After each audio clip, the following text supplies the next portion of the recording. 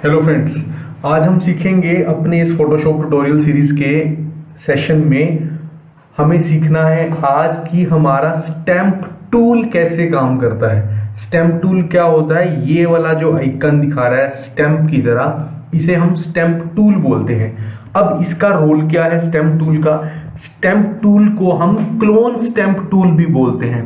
Clone क्या होता है? डुप्लीकेट। जैसे हम पुराने सीरियल्स में देखते थे, एक का दूसरा क्लोन बन के आता है, या किसी गेम में तो क्लोन होता है। क्लोन का मतलब कि आप अपना डुप्लीकेट क्रिएट कर सकते हो, उसे क्लोन बोलते हैं। ये स्टैम्प की फॉर्म में दिखता है तो इसलिए इसको स्टैम्प टूल कहा जाता है, जिसका शॉर्टकट कीबोर्ड में एस होता है। तो हम इसे शुरू करते हैं। जब मैं स्टैम्प टूल पे क्लिक करूंगा तो अभी मैं आपको कुछ बता देता हूं जहां पे बच्चों को नॉर्मली प्रॉब्लम आती है। ये सेशन बिल्कुल बिगिनर्स के लिए है, जिन्होंने आज तक स्टैम्प टूल को यूज ही नहीं किया।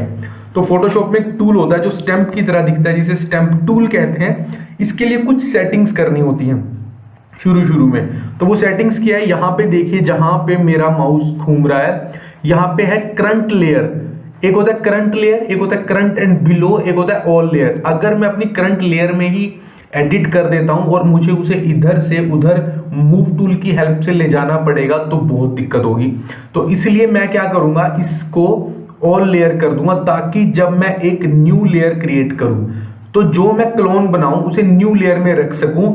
जिससे क्या होगा कि मुझे ये फायदा होगा कि अगर मुझे उस लेयर को डिलीट भी करना पड़ेगा तो मेरी ओरिजिनल फाइल पे कोई इंपैक्ट नहीं पड़ेगा।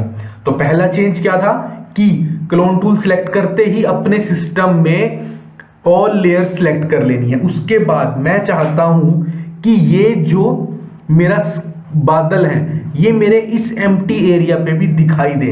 अब इसे, ये मेरा स्टैम्प टूल मैंने ले रखा है, इसका साइज बढ़ाने का और घटाने का शॉर्टकट होता है करली ब्रैकेट्स। अब मैंने करली ब्रैकेट से इसका साइज बढ़ा दिया है इतना। अब मैं क्या करता हूं, अपनी ओरिजिनल लेयर पे जाता हूं और ऑल्ट के साथ, विदाउट ऑल्ट जैसे आप प्रेस करोगे तो ये एरर देगा। ये एरर क्या है कि could not use clone stamp because the area to clone has not been defined. तो इसने लिखा भी हुआ है कि ऑल्ट के साथ क्लिक करना है। तो जब मैं ऑल्ट बटन दबा के जो सा एरिया मुझे चाहिए, जब उसके ऊपर क्लिक करूंगा उसके बाद मुझे नई लेयर पे आना है। नई लेयर पे आने के बाद मैं वहां पे उसको ड्रॉ कर दूंगा। देखो, सिंपल, बहुत सिंपल है। तो मैंने इस स्काई का क्लोन यहां पे क्रिएट कर लिया इस नई लेयर पे। अब मैं इसलिए, मुझे कल को ये नहीं चाहिए तो मैं यहां से इसको हाइड कर सकता हूं और अपनी पुरानी वाली लेयर पे वापस आ सकता हूं। ठीक है, इतना समझ आया? अब मैं क्या करूंगा, ये जो मेरी लेयर थी, जो मैंने नया ये डुप्लीकेट बनाया है, क्लोन बनाया है, मैं ओरिजिनल फाइल को हाइड कर देता हूं और इसका मुझे जो हिस्सा नहीं चाहिए, ये साइड बाय, अगर तो मैं इसे डिलीट कर देता हूं, क्योंकि कोई ज्यादा फर्क नहीं पड़ेगा, क्योंकि मुझे तो सिर्फ ये बादल ही चाहिए थे ऐसे। अब मैं इसको एक्टिव करता हूं तो मेरा, हाँ, ये हिस्सा दिखाई दे रहा है। इसकी अभी हमें टेंशन नहीं लेनी, क्योंकि आने वाली क्लोन की क्लासेस में हम इसे कवर कर लेंगे। अभी मोटा मोटा हमें क्या सीखना है कि क्लोन का ऑल्ट के साथ यूज कैसे हो रहा है। मैं एक बार दोबारा से बताता हूं। पहली वाली लेयर को डिलीट कर देता हूं, एक नई लेयर बनाता हूं। नई लेयर बनाने का शॉर्टकट कंट्रोल शिफ्ट एन के साथ भी है, और डिलीट के साथ जो एक आइकन दिया है वहां से भी हम नई लेयर क्रिएट कर सकते हैं। अब मैं इस ट्री को कॉपी करने की कोशिश करूंगा। ठीक है, ऑल्ट किया, देखो दोबारा ध्यान से देखना, ऑल्ट टूल ले लिया। उसके बाद मैं अपनी नई फाइल पे गया और ऑल्ट के साथ, ऑल्ट, पहले ऑल्ट दबा लो। ये ट्यूटोरियल में फिर बता रहा हूं, बिल्कुल बिगिनर्स के लिए जो पहली बार स्टैम्प टूल यूज कर रहे हैं। ऑल्ट प्रेस कर लो पहले और उसके बाद यहां पे क्लिक कर लो, जहां पे आपको ट्री चाहिए। नई लेयर पे आ जाओ, नई लेयर पे आना है, सेम लेयर पे नहीं बनाना। मैं फिर रिपीट कर रहा हूं, नई लेयर पे जाना है, ओरिजिनल लेयर पे नहीं करना, उसमें प्रॉब्लम होती है। अगर हमारी फाइल को हमें, जो हमने नई डुप्लीकेसी क्रिएट कर रही है, उसे रोटेट करने में। तो यहां पे मैं ड्रॉ करता रहूंगा स्मूथली और मेरा वो पेड़ यहाँ पे क्रिएट हो जाएगा नई लेयर पे। सिंपल, ठीक है, बिल्कुल बढ़िया तरीके से। अब मुझे नहीं चाहिए तो मैं हाइड कर सकता हूं। अब मेरे केस में क्या हुआ इसमें कि हल्के से जो बादल हैं वो हाइड हो गए हैं, जो हल्के से बादल हैं वो हाइड हो गए हैं। तो मैं क्या करूंगा, ओरिजिनल को हाइड करूंगा और ये इरेजर टूल लूंगा। इस बार मैं क्या करता हूं, इसका फ्लो कम कर देता हूं और ओपेसिटी भी कम कर देता हूं।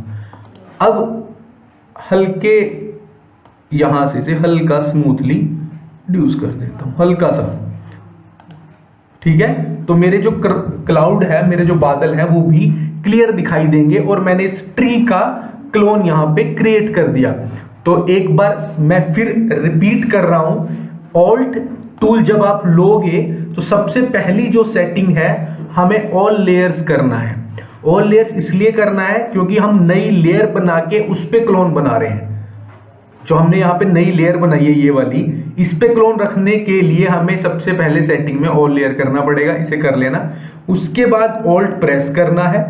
जिस चीज का आपको, जिस पार्ट का आपको क्लोन बनाना है, फॉर एग्जांपल मुझे इसका बनाना है, तो ऑल्ट के साथ वहां पे क्लिक करो और जिस पार्ट में नई लेयर, एक और नई लेयर बना दी और उस लेयर पे जाके उसको स्मूथली ड्रॉ कर दो। अब ये क्या हुआ, मेरा कुछ एक्स्ट्रा पार्ट आ गया। तो मैं क्या करूंगा, ध्यान से देखना, मैं क्या करूंगा, यहां पे ओरिजिनल लेयर को हाइड करता हूं और ऊपर वाली लेयर को हाइड करता हूं। इस जो यहां पे एक्स्ट्रा स्पेस है, ये वाला जो एक्स्ट्रा, और जो मेरे टूल ने पार्ट ले लिया है मेरी ओरिजिनल फाइल का, उसे यहां से डिलीट कर दूंगा स्मूथली ऐसे, जितना पार्ट आपको नहीं चाहिए, और उसके बाद यहां से ओके कर देना। तो ये जो हल्का सा पेड़ है ऐसे प्ले करके इसको भी हम यहां से हटा सकते हैं। और हाँ, अगर गलत सिलेक्शन होगी, फॉर एग्जांपल ये गलत आ गया, तो अगर नई लेयर में है तो डिलीट कर दो, आपकी ओरिजिनल फाइल आपके पास सेफ रहेगी। तो आप समझे कि हमें क्या करना है, हमें ऑल्ट स्टैम्प टूल सिलेक्ट करना है, जो सिलेक्ट करना है पार्ट उस पे जाना है, ऑल्ट के साथ उस पार्ट को सिलेक्ट करना है। अगर ये दोबारा से तुम्हारे पास आ रहा हो हिस्सा, ये सिलेक्शन दोबारा से आ रही है, तो साइज छोटा करो और साइड में जाके ऑल्ट के साथ 2-3 बार प्रेस कर दो, तो वो हिस्सा वहां से चला जाएगा। ये ब्रश जो स्टैम्प टूल है फिर से तुम्हारा एम्प्टी हो जाएगा, ठीक है। मुझे उम्मीद है कि ये तुम्हें समझ आ गया होगा। Thank you so much.